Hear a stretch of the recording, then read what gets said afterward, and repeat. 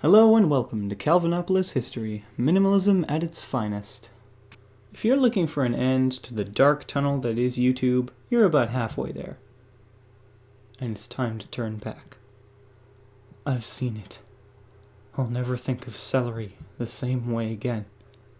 Today's episode, Alexandrian architecture and other things those dosh-darn Alexandrians built. Alexandria was a port city in northern Egypt, founded by Alexander the Great after he conquered everything in this area? No. I don't know. Everything?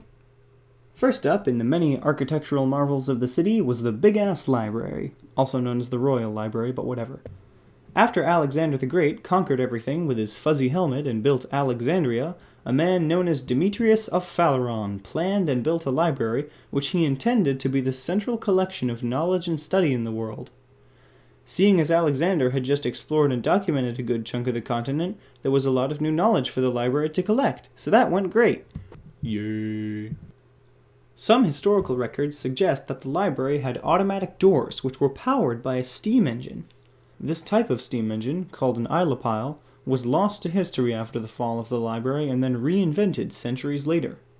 It was originally invented by an Alexandrian inventor known as Hieron.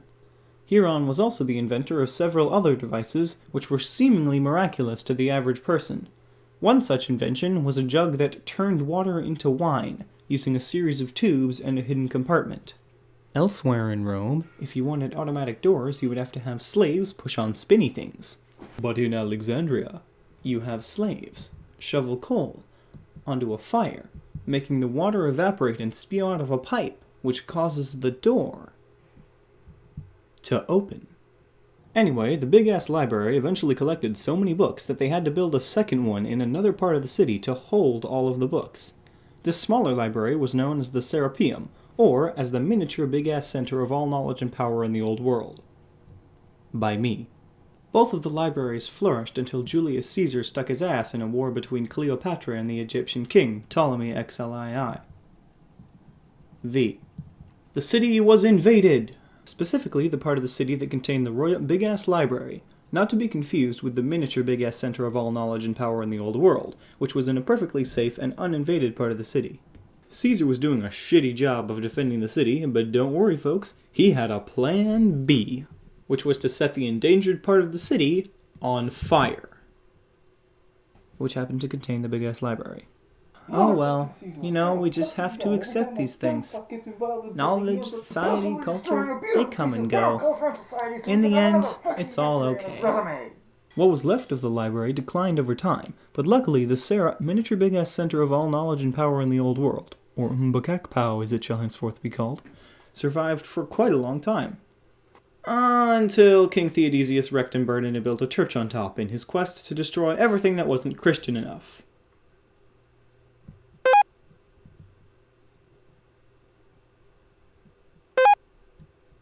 Alright, anything else?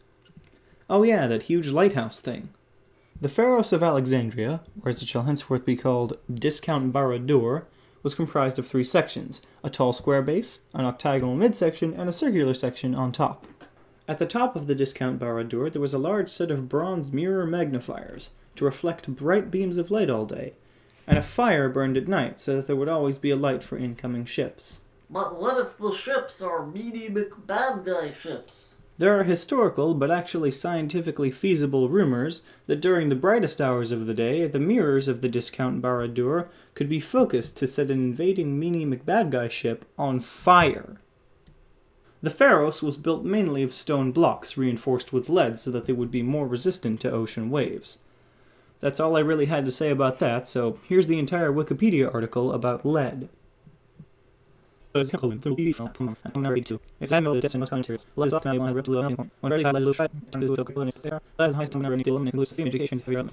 in Rome, most large cities had a gladiator arena and semi-regular battle shows, but Alexandria didn't. This was partly because Alexandria had not been under Roman control until Fuzzy Hat Man conquered it, and also because they kinda had, a bit of a violence problem already. They didn't really need an arena. Yeah. In conclusion, overcomplication is the way to go, flaming arrows are for chumps, and always wear a fuzzy hat. Have a great day and thanks for watching.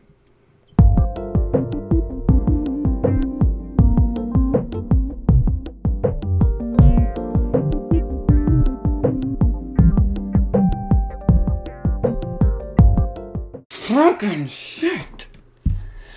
I need to hit the damn button!